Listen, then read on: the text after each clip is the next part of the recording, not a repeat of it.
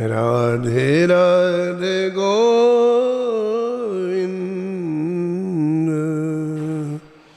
गोविंद राधे।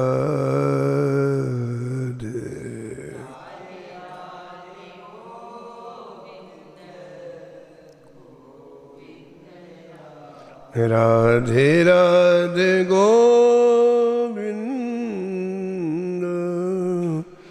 गोविंद राधे।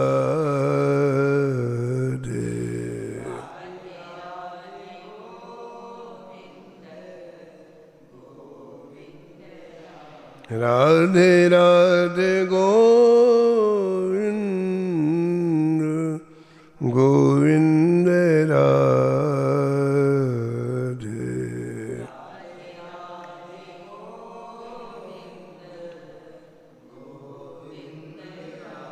श्री जानकी वल्लभ लाल की, श्री मंगल मूर्ति हनुमान जी महाराज की, सपरिकर श्री भक्तमाल जी की, सब संत भगवान की, श्री वृंदावन धाम की, स्वामी अग्रदास जी महाराज की, श्री नाभाजी महाराज की, श्री प्रियादास जी महाराज की, श्री बांके बिहारी लाल की, श्री राधा वल्लभ लाल की, श्री गिरिराज जी महाराज की, श्री यमुने महारानी की, श्री महाराज जी की जय जय श्री राम।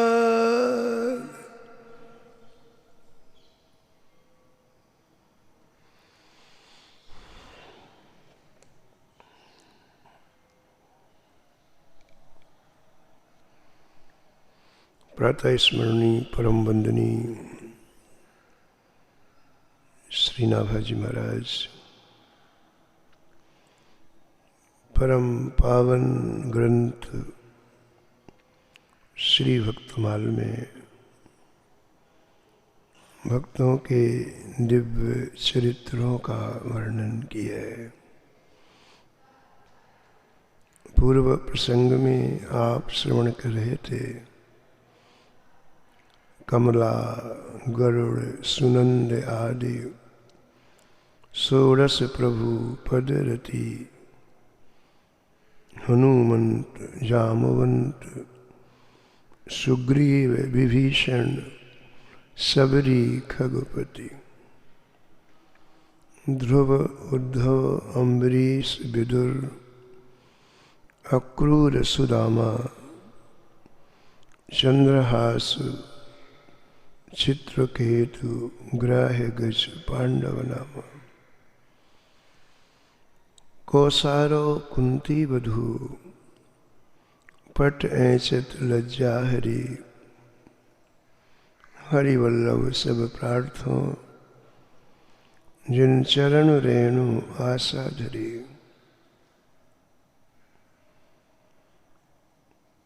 श्री नाभा गोस्वामी जी इस छप्पे में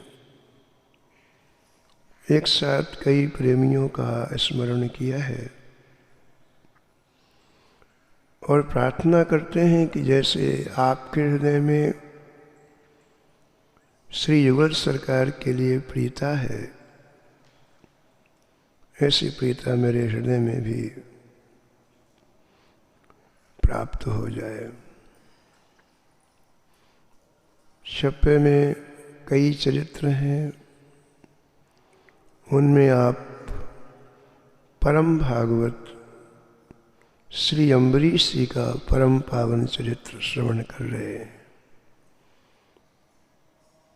महाराज परीक्षित का प्रश्न है श्री परमहंस चक्र चूड़ामणि श्री सुखदेव जी से कि भगवान श्री अम्बरीश जी को ब्राह्मण का श्राप क्यों नहीं लगा, क्योंकि स्वयं श्राप के कारण ही वो सब कुछ छोड़ करके गंगा किनारे आए हैं, बड़े बड़े ऋषि मुनि आए हैं, लेकिन उनके साप को दूर नहीं कर पाए।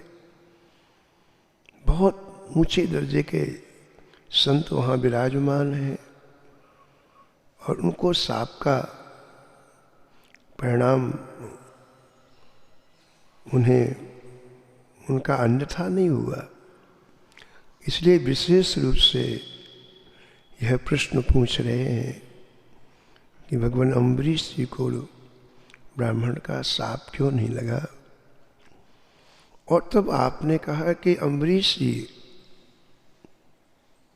ने संपूर्ण जीवन सेवा की।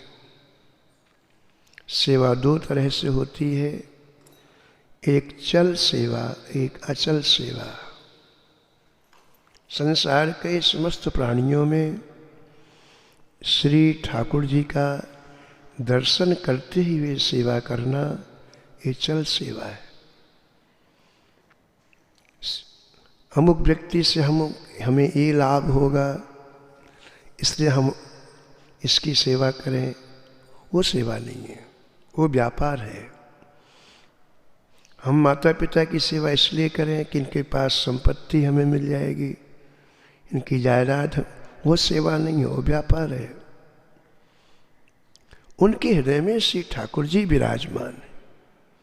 माता के हृदय में, पिता के हृदय में हमारे श्री राधा माधव विराजमान है, श्री जानकी वल्लभ विराज, तो उस सेवा का फल आपको मिलेगा। ऐसे संसार के प्रत्येक प्राणी की सेवा करें, उसमें इसी भाव से करें। कुछ बदले की भावना होते ही उस सेवा का स्वरूप बिगड़ जाता है। पूज्य पंडित जी के पास, गिरिराज जी वाले पंडित जी के पास एक बहुत बड़े संपन्न व्यक्ति गिरिराज जी आते और खूब सेवा करते हो, गरीबों की, दीन दुखियों की, संतों की खूब सेवा करते। तो एक दिन सत्संग में पंडित जी ने कहा, सेवा वो है जो कोई जान ना पाए और सेवा हो जाए। हम जिसकी सेवा करते हैं उसके पता चलता है तो उसको संकोच भी होता है, परिस्थिति बस वो सेवा आपकी स्वीकार करता है। लेकिन असली सेवा तो है उसको पता भी ना चले और हमसे सेवा हो जाए, वो असली सेवा है। तो ये चल सेवा हुई, जीव मात्र में भगवान का दर्शन करते हुए सेवा करना, ये चल सेवा हुई। और श्री ठाकुर जी विराजमान हैं, श्री जानकी वल्लभ लाल जी विराजमान हैं, इनकी सेवा करना ये अचल सेवा है।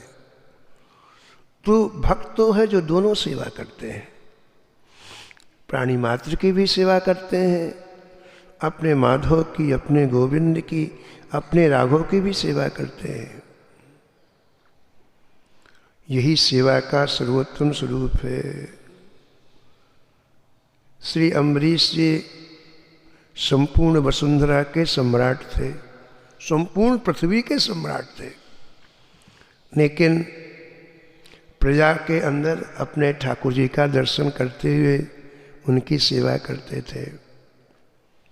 अम्बरीश जी ने भगवत प्रदत्त इस शरीर में जितनी इंद्रियां हैं उनका उपयोग केवल भगवान की सेवा में ही किया। सुखदेव जी कहते इसलिए श्राप का स्पर्श नहीं हो पाया। जहाँ हर जगह श्री ठाकुर जी की सेवा की नियुक्ति है, वहाँ साप स्पर्श कैसे कर सकता है। तो हमारी 5 ज्ञानेंद्रियां हैं, 5 कर्मेंद्रियां हैं, इन सबके द्वारा सेवा करते हो। सबसे पहले कहते हैं कि अम्बरीश जी अपनी वाणी के द्वारा श्री ठाकुर जी के परम पावन नामों का संकीर्तन करते। ये वाणी हमें मिली है, इससे हम चाहें तो महाराज मीठी वाणी बोल करके सारे संसार को अपने बस में कर लें और चाहे तो कड़वी वाणी बोल करके सारी दुनिया से हम विरोध कर लें। वाणी का दुरुपयोग करने से वाणी की सामर्थ्य चली जाती है। वाणी का दुरुपयोग सबसे बड़ा क्या है? किसी की निंदा करना। वाणी से तो करते हैं, वाणी का दुरुपयोग क्या है? किसी की निंदा करना। वाणी का दुरुपयोग क्या है? किसी को कठोर वाक्य बोलना। वाणी की दुरुपयोग क्या है? असत्य बोलना। जितना झूठ हम बोलते हैं वाणी की क्षमता उतनी ही समाप्त होती जाती है। पहले आपने देखा होगा कि बड़े बड़े महापुरुष जो कहते तुरंत हो जाता। जो कहते, उसका कारण क्या था? उसका कारण यही था कि इस वाणी का उन्होंने कभी दुरुपयोग नहीं किया। उसकी ऊर्जा मेंटेन थी। उन्होंने कहा कि ऐसा हो जाए तो हो गया, बस। वाणी की शक्ति, वाणी की सामर्थ्य देखो आप। हम लोग कहते हैं महापुरुष बड़े सिद्ध, ये जो कहते हैं हो जाता है। उसका कारण क्या है? उसका कारण यही है, उन्होंने पूरे जीवन वाणी का संयम रखा। वाणी से कभी किसी को कठोर वाक्य नहीं कहा, वाणी से कभी झूठ नहीं बोले, वाणी से कभी किसी की निंदा नहीं की। अगर ऐसी हमारी वाणी होए तो जब हम भगवान के नाम का संकीर्तन करते हैं तो जो दिव्य रस प्रकट होता है उसका वर्णन नहीं किया जा सकता। भक्तमाल में लिखा है कि एक राजस्थान में राणा जी का मंदिर था और श्री राणा जी के मंदिर में एक पुजारी जी पूजा करते। तो महल से मंदिर दूर था वो राजा का, राणा का मंदिर था, लेकिन करीब 2 या 3 किलोमीटर की दूरी थी। अलग से उद्यान में मंदिर बनवाया था राजा ने श्री ठाकुर जी का। तो वो पूजा करते, उनका नाम था देवा पंडा। पुजारी जी का नाम था देवा पंडा। तो रोज का नियम था कि राजा प्रतिदिन सायंकालीन 9 बजे मंदिर में श्री ठाकुर जी का दर्शन करने जाते। रोज का नियम, प्रातःकाल नहीं जाते, लेकिन रात्रि में 9 बजे जरूर जाते। शयनार्थी का दर्शन करते। पुजारी जी उन्हें श्री ठाकुर जी की प्रसादी माला देते और श्री ठाकुर जी का प्रसाद एक दोने में देते और वो प्रणाम करके चले आते। ये रोज का नियम था। एक दिन क्या हुआ कि थोड़ा सा राजा को मंदिर पहुंचने में विलंब हो गया। कोई मिलने आ गया होगा। पुजारी जी ने विचार किया कि शायद आज राजा आएंगे नहीं, तो मैं समय से आरती कर दूं। 9 बज गया, मैं आरती कर दूं। तो उसने आरती की। आरती करके जैसे रखा और पर्दा लगाया, वैसे महाराज घोड़े की टाप की आवाज आई। पैरों की आवाज आती ना, खट खट खट खट, तो घोड़े के पैरों की आवाज आई। अरे पुजारी ने कहा राजा आ गया, मैंने आरती कर ली, चलो तो ठीक है। लेकिन राजा को प्रसादी देना है, माला देना है। अब हुआ क्या था कि ठाकुर जी को आरती करने के बाद जो प्रसादी माला थी, पुजारी जी ने उसे धारण कर लिया। राजा आए तो अंदर पर्दे के अंदर से अपनी प्रसादी माला निकाल ली और एक दोने में प्रसाद दिया। कहा आप विलंब से आए तो मैंने आरती। बोले ठीक है, कोई बात नहीं। तो प्रसाद को तो माथे में लगाया राणा ने, और जो प्रसादी माला थी उसने देखा कि उसमें सफेद बाल लगे हुए हैं 2-4, क्योंकि पुजारी जी बूढ़े थे, जल्दी जल्दी माला उतारी तो उनके 2-4 बाल उसमें माला में लग गए। तो अब राजा तो था ही, उसको शंका हुई कि ये माला लगता है पुजारी ने पहनी हुई दी है। तो उसने विनोद में पूछा, पुजारी जी इस माला में सफेद बाल कैसे हैं? रोज तो सफेद बाल होते नहीं थे, इसमें सफेद बाल कैसे हैं? अब पुजारी जी ने सोचा है कि यदि मैं कह दूंगा कि मेरी पहनी माला है तो कहीं राजा नाराज ना हो जाए। तो बोले कि हुजूर ठाकुर जी के बाल सफेद हो गए हैं। हुजूर ठाकुर जी के बाल सफेद हो गए। तो राजा फिर भी दोबारा बोला, अभी राजा खुश है, प्रसन्न है, कोई नाराज नहीं। बोले पुजारी जी सही बताओ आप कि ये माला में सफेद बाल कहाँ से आ गए? आप पुजारी ने कहा एक बार कह दिया दोबारा ना कहे तो पकड़े जाएंगे। एक बार कह दिया। बोले हजूर वो सफेद बाल हो गए ठाकुर जी के। अब चिढ़ गया। तीसरी बार राजा बोला ठीक है पुजारी जी, कल मैं मंदिर में सुबह आऊँगा। यद्यपि रोज रात्रि में ही आता था। बोले कल मैं मंदिर में सुबह 4 बजे आप पट खोलते मैं आऊँगा, और सुनो मेरे साथ मंदिर चलना। मैं देखूँगा ठाकुर जी के बाल सफ़ेद हैं कि नहीं। यदि सफ़ेद नहीं हुए तो मैं आपको फांसी के तख्ते में लटका दूंगा। चिढ़ गया राजा चला गया। पुजारी जी की मार आफत के मारे रोने लगे। कहा कि आफत आ गई, लेना ना देना, माला क्या पहना, फांसी की नौबत आ गई। अब तो महाराज रो रो करके प्रार्थना करने लगे ठाकुर जी से, हे नाथ बस 3-4 घंटे की देर, सुबह आया फांसी में लटके। हे करुणा निधान, हम कैसे भी लेकिन आपकी सेवा में तो रहे। हम नहीं जानते कि हमारा अंतःकरण मलिन है, कि हमारे अंतःकरण में विकार, लेकिन जय जय लोग कहते तो है कि ठाकुर जी का पुजारी है। इसलिए कृपा करो महाराज, कैसे भी करके मेरे प्राण बच जाए। और रोने लग गए, कृपा करो दीन। अब खास बात देखिए क्या है, कथाएं छोटी छोटी होती लेकिन खास बात जो ग्रहण करने की क्या होती है कि महाराज जी वो न तो कहीं भागा और न किसी दूसरे के पास गया।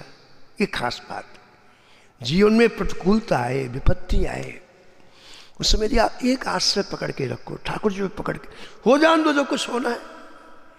अरे परिणाम जो होना है पहले भी होना था, अब भी होगा, लेकिन ठाकुर जी की प्रसन्नता तो प्राप्त हो जाएगी। उनके चरणों का आश्रय लेने से, उनके दरवाजे में पड़े रहने से उनकी कृपा तो हमें प्राप्त होगी। तो इन पुजारी जी की जो विशेषता थी ये थी कि ना ये भागे ना कहीं, रोते ही रहे। पट तो बंद हो गए ठाकुर जी के चौखट में से रख करके रोते रहे। बोले जय जय, हम दिनों की आप नहीं सुनोगे तो कौन सुनेगा। और किस जगह हमारी पूंछ होती है। एक ही तो ऐसा दरवाजा है जो 24 घंटे हम लोगों के लिए खुला रहता है। जो दीनों के दिल में, जो दीनों के दिल में जगह तुम न पाते, जो दीनों के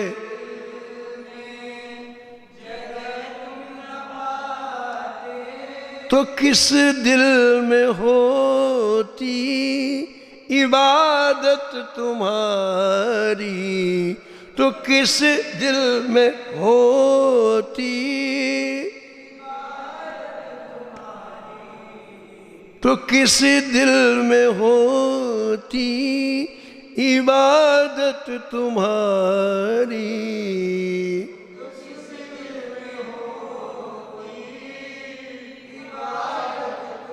कृपा की न होती जो आदत तुम्हारी, कृपा की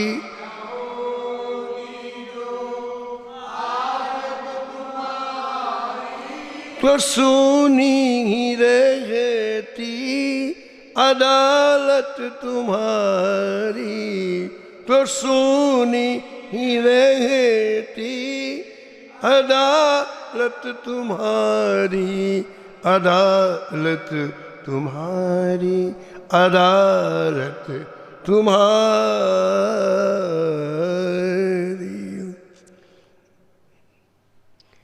मगर इतनी बिलखता हुआ देख करके श्री ठाकुर जी के निज मंदिर से आवाज आई, पुजारी जी रो मत, रो मत, रो मत, रो मत, तुम्हारे लिए हमने बाल सफेद कर लिए हैं। ठाकुर जी क्या है, कुछ भी कर रहे, रो मत, रो मत, तुम्हारे लिए हमने बाल सफेद कर लिए। उसको लगा अरे ऐसा कैसे हो सकता है। देखो ठाकुर जी कभी इतनी बड़ी कृपा हो जाती, कभी विश्वास नहीं होता है, बड़ी कृपा।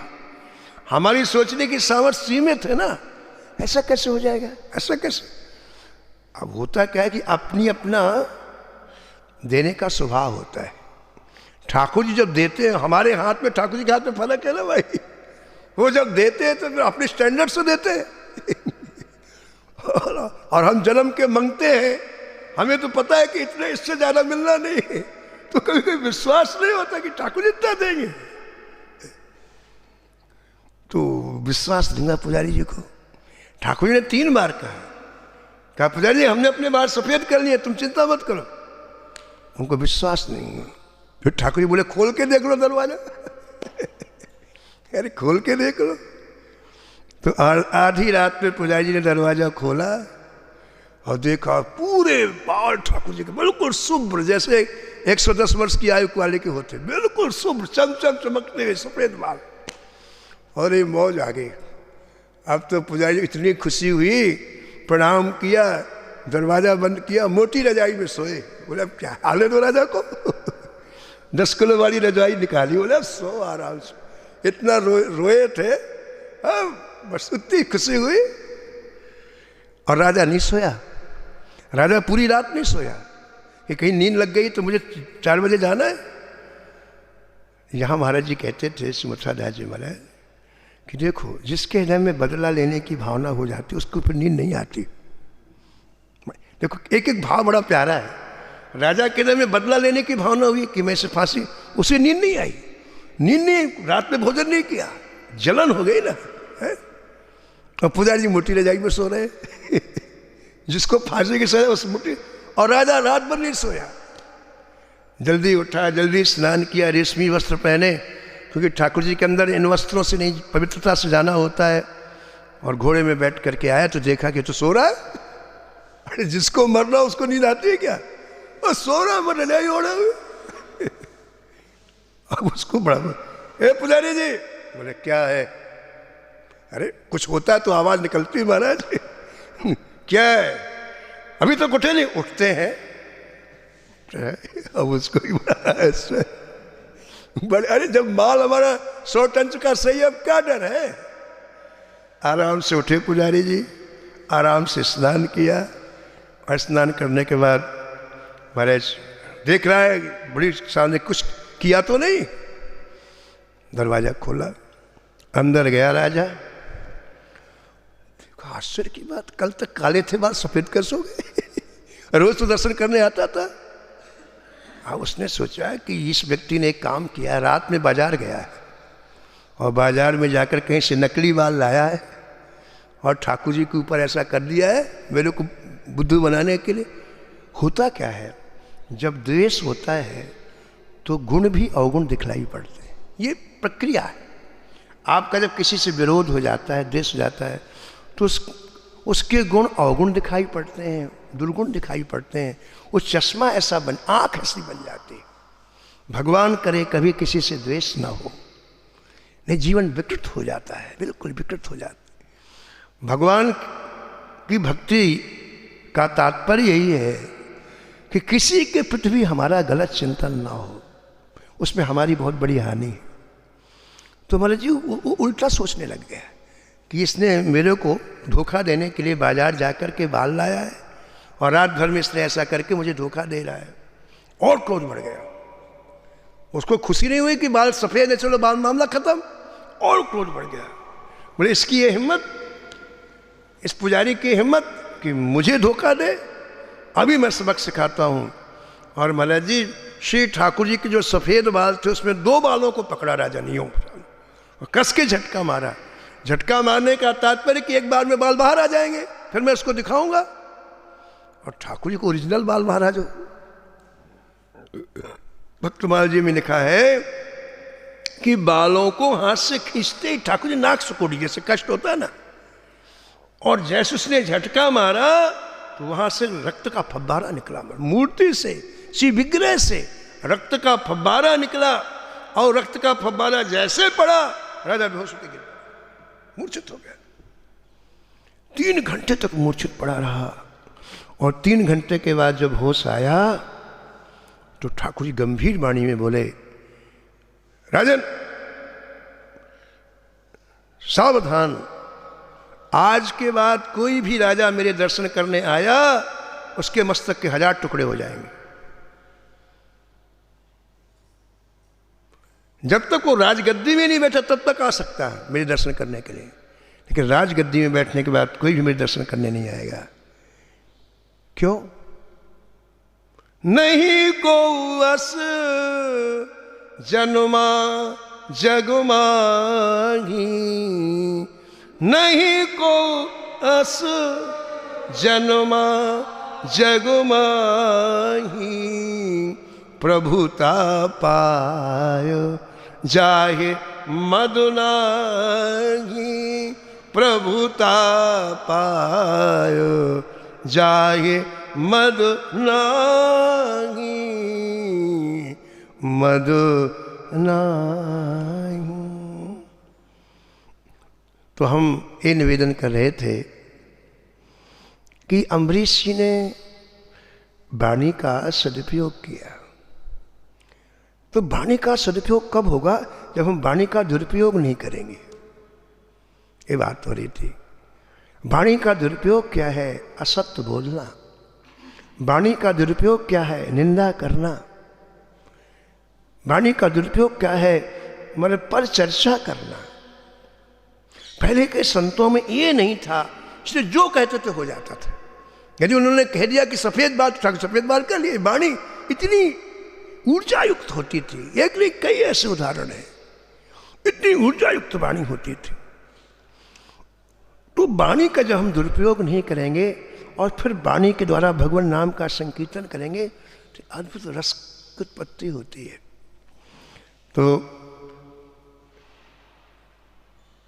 जो हमारी ज्ञानेंद्रियां हैं, एक एक ज्ञानेंद्रिय का उपयोग श्री अम्बरीश जी ने श्री ठाकुर जी के लिए किया। महाराज पुराणों में हमारे एक एक क्षण का बड़ा महात्म वर्णन है। जब वो ठाकुर जी से जुड़ जाता है वही क्षण व्यर्थ जाते हैं, संसार में भवबंधन में बांधने वाले हो जाते हैं। लेकिन हम एक एक क्षण जब वही ठाकुर जी से जुड़ जाते हैं तो इतने मूल्यवान हो जाते हैं कि जिनका विश्वास हमको नहीं हो सकता है।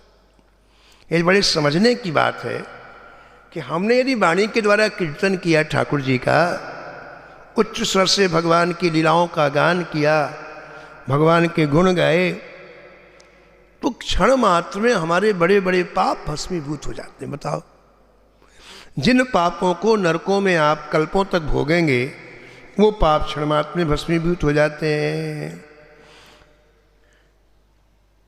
अब दूसरी बात आई, श्री ठाकुर जी की सेवा में अपना समय लगाना, व्यतीत करना, उससे क्या होगा? व्यर्थ की जगह हमारा समय नहीं जाएगा। समय तो वही है, जब वो समय हम यहाँ लगाएंगे ना तो ना तो किसी के यहाँ फालतू बैठेंगे, ना उठेंगे, न किसी के पास जाकर के किसी की चर्चा करेंगे, न किसी की चर्चा सुनेंगे। उससे क्या होगा? उससे हमारे जीवन का बहुत बड़ा हिस्सा का बढ़िया से बढ़िया सदुपयोग हो जाएगा। अब देखो, आप हम एक एक चीज़ का दान करते हैं। कोई वस्तु का दान करता है, कोई मकान का दान करता है, न जाने कितने तरह के। और कल आपने सुना था कि मात्र इन हाथों से ठाकुर जी का सकृत अर्चन हो जाए, एक अर्चन हो जाए, एक अर्चन।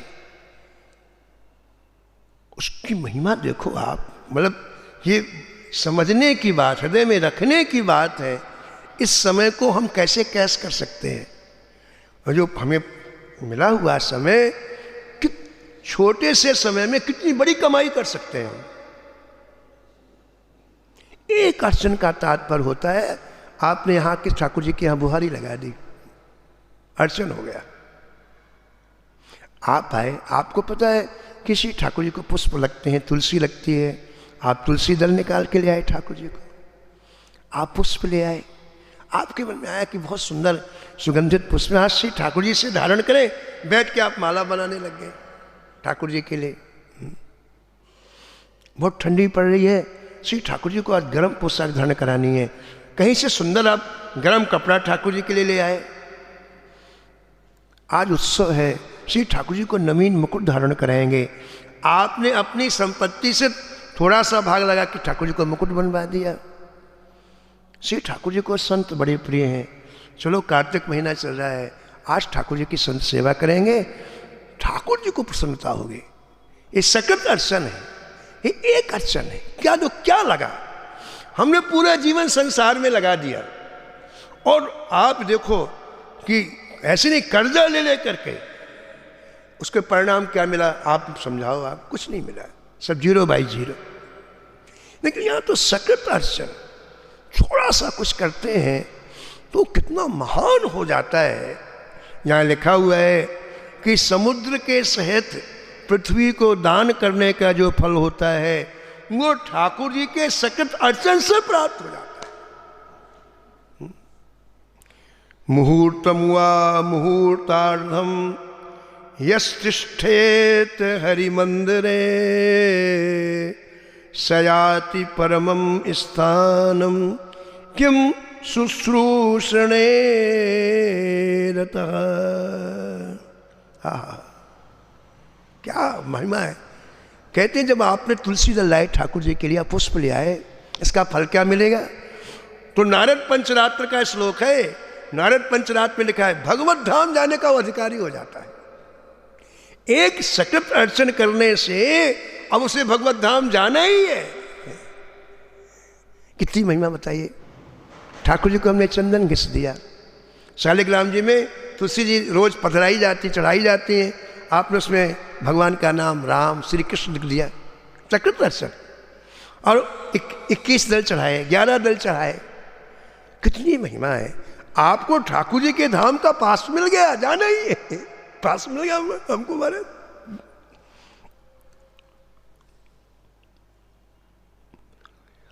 और जो सुबह से लेकर शाम तक ठाकुर जी की सेवा करते हैं, ये तो एक अर्चन की बात हुई।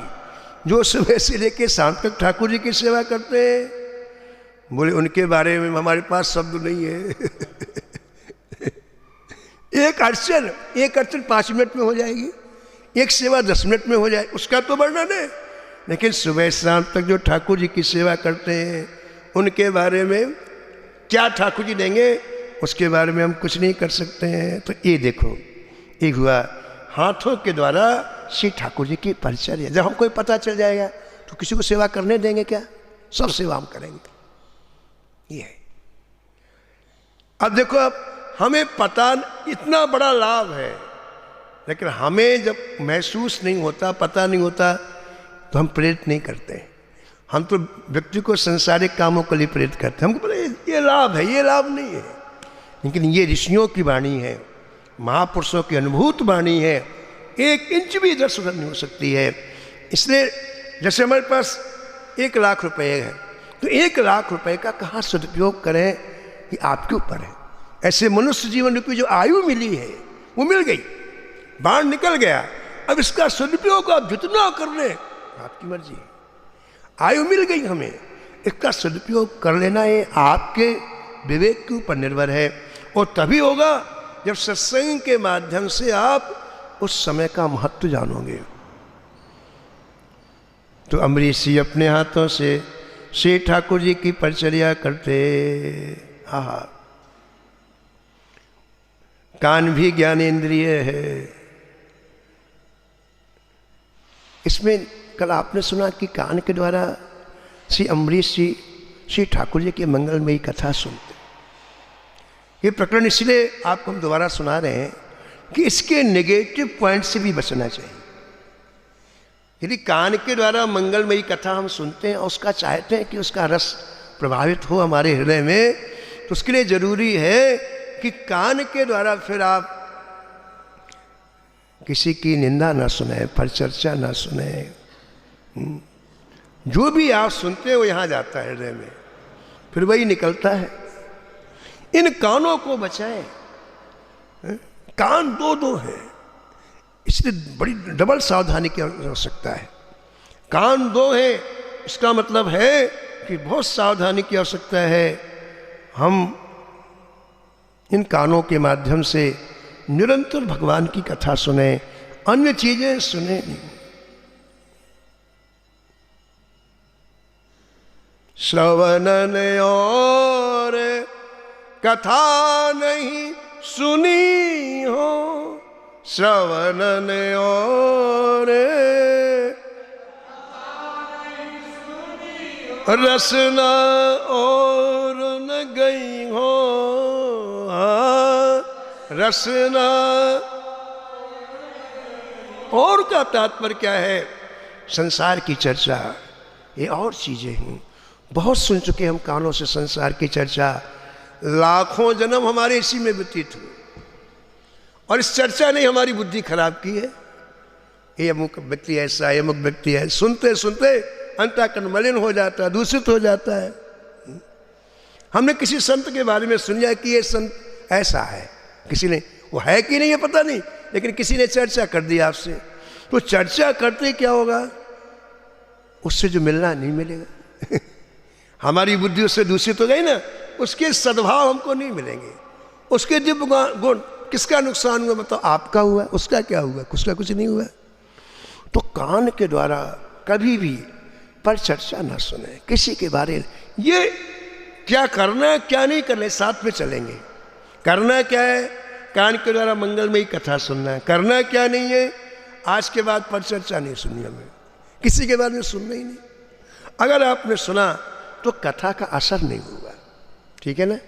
कान के द्वारा कथा भी सुनेंगे और जीवन वैसे का वैसा रहेगा। इसी को शास्त्रों में कुसंग कहा है।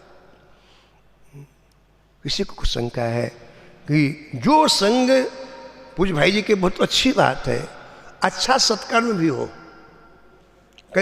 आपने सुना है कि बहुत अच्छी हमारे भजन मंडली आई हुई है और बहुत अच्छा वहाँ भजन गाए जाएंगे ठाकुर जी के। आपने सुना, आप वहाँ गए और वहाँ जाने के बाद मेरे ऐसी तर्जें गाई गई, ऐसी राग रागनियाँ गाई गई जिनमें पूरी तरह संसारिकता थी। भजन के नाम पर संसारिकता थी। आपके हृदय में विकार उत्पन्न हो गए। उन संसारिक, भले गाने वाला बड़ा मीठा है, लेकिन वो जो वहाँ का जो शैली है वो इतनी ज़्यादा संसारिकता से भरी हुई है कि भजन के नाम में आप वहाँ गए, उस वहाँ के गायन को सुना और आपके हृदय में विकार उत्पन्न हो गया। तो भाई जी कहते हैं कि ये परीक्षण है। ऐसी जगह आप गए और जो हम आप कर रहे हैं सात्विक था, वो विकारग्रस्त हो। ऐसे सात्विक जगह भी मत जाओ, वहाँ भी मत जाओ। जो आज हो रहा है, आज यही तो हो रहा है, बताओ। बैनर लगा करके और क्या यही तो हो रहा है भाई। हमारा हृदय जहाँ दूषित हो गया, हम तो गए थे कि हमारा हृदय सात्विक हो और वो विकारग्रस्त हो गया। तो ऐसी जगह सात्विक नहीं, मंदिर हो तो भी न जाओ। ये मापदंड है, ये मापदंड है आपका। और जहाँ जाने से आपके हृदय में भजन की भूख जगे, सात्विकता बढ़े, ठाकुर जी के लिए व्याकुलता बढ़े, वहाँ जाओ। मीरा जी कहती है, तजी कुसंग सत्संग बैठ नित, तजी कुसंग सत्संग बैठ नित, हरि चर्चा सुन लीजे मनुआ, हरि चर्चा राम राम रट लीजे मनुआ, राम राम रट लीजे मनुआ, राम राम रट ली, राम राम रट ली।